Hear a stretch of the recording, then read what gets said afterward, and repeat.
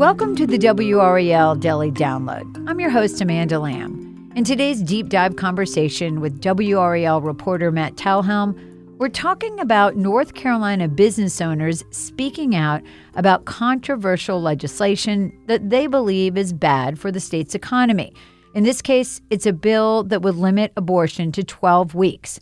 This comes as lawmakers are potentially about to override the governor's veto of this bill.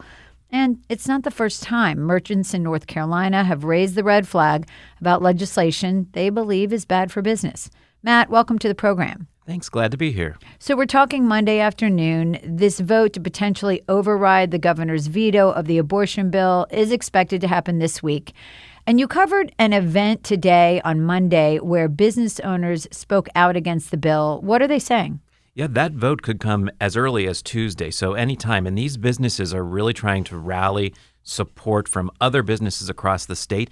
There are several small business owners right here in Raleigh, including Ashley Christensen. We know a famed chef, two-time James Beard Award-winning chef, in fact, the owner of Trophy Brewing. They all came together with some other businesses here to say, we are for business, not bans. That's the message they're trying to send to lawmakers to get them to consider upholding the governor's veto of the abortion bill.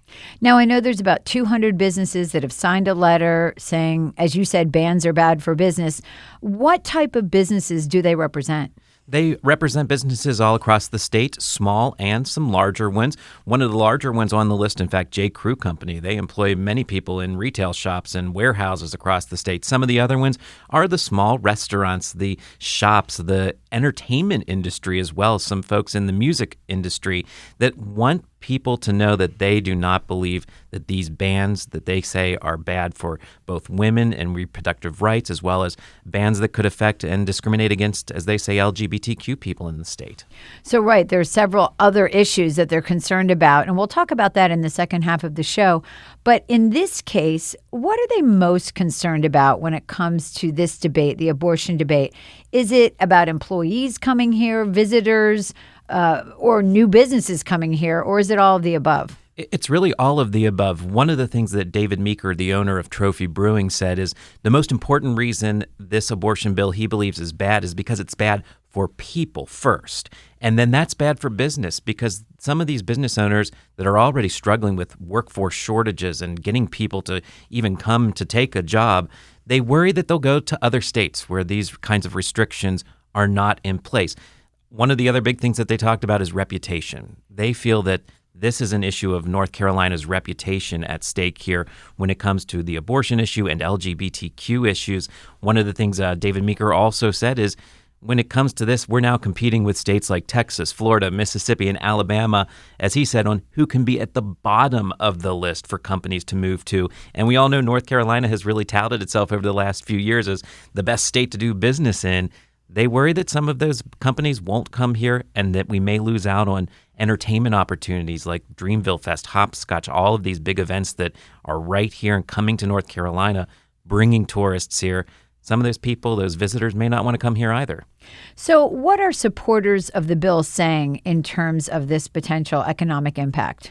For the most part, supporters of the abortion bill say that this is not something that big companies really want to take on. They believe that there's enough in the bill that will help women and help with some of these issues that it will be overlooked, some of the things that people consider bad. There was even a chamber poll done by the North Carolina Chamber, the statewide Business Association, and ECU that showed 57% of North Carolina employees want their companies to remain neutral on these politically controversial social issues, which is kind of interesting because in the last few years, we have seen some big companies take a stand, whether it was against HB2, the bathroom bill, where some companies just said, we're not coming to North Carolina, and concerts pulled out. We've also seen that kind of reaction after the murder of George Floyd, with some big companies taking a stand on that. But now some of these companies are pulling back a bit, and some of the big things that the supporters of this bill say is that there's enough in these bills for families, for medical professionals, that they don't believe that this is bad for everyone. Well, we will be back after the break with more from WRAL's Matt Talhelm about business owners speaking out about legislation they believe could damage the state's economy. Welcome back to the WRAL Daily Download. I'm talking with WRAL's Matt Talhelm about an event he attended where business owners talked about pending laws they think could hurt them and other merchants. They have signed on to this letter. And Matt, abortion isn't the only thing they're concerned about. What are some of the other bills that they believe are bad for business in North Carolina? Well, they're definitely concerned about some of these bills that are working their way through that would, as they say, discriminate against LGBTQ people. So these are bills that would affect the lives of transgender people in particular. There's been a lot of discussion about transgender women in sports and whether they can play in the women's teams. There's been discussions about banning or criminalizing drag shows. So a lot of these businesses, as well as being concerned about abortion, they're concerned that these kinds of laws would also make it difficult to recruit people to come here, retain some of the workers they have, and just their general well-being. I mean, you think about when you go to work, you want to have an environment where people feel that they're welcome, they want to be there, and they're concerned, these businesses are concerned that all of their employees won't feel that way if some of these laws pass.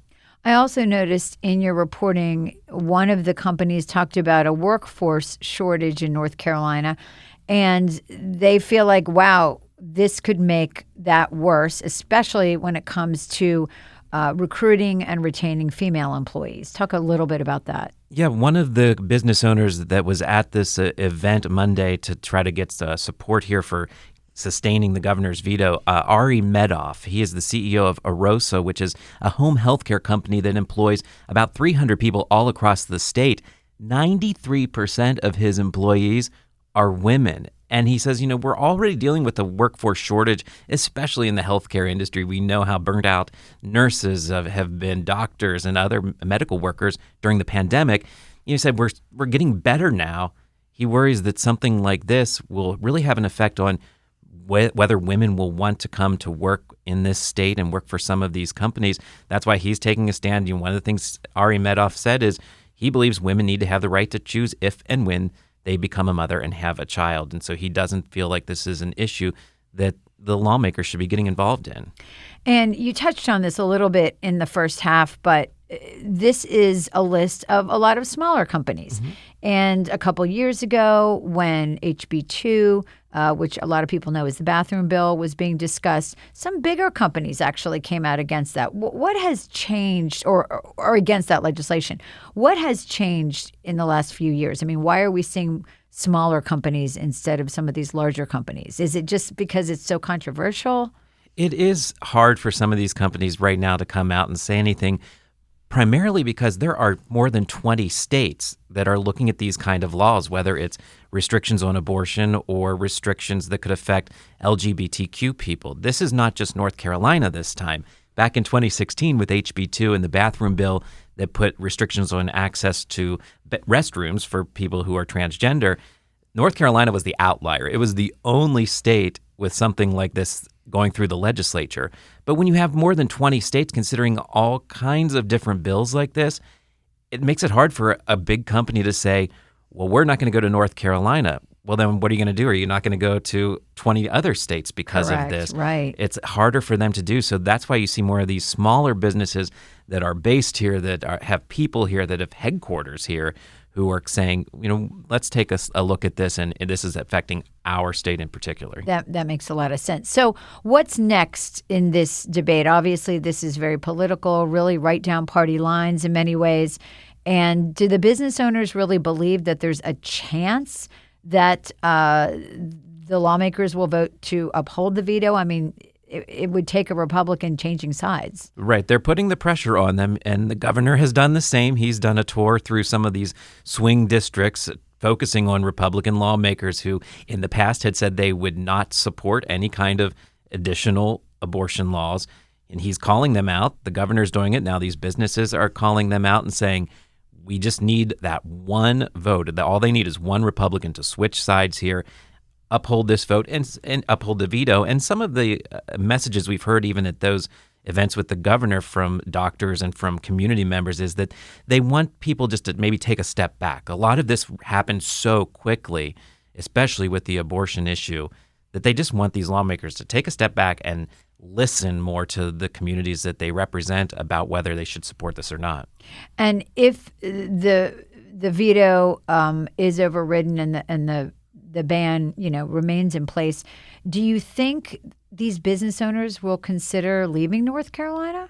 That is something that they've stopped short of from all the ones that we've talked to. Even Appendo, which is a software company that's headquartered in Raleigh, they were one of the few companies that responded to us when we requested any kind of statement on the LGBTQ issue in those bills.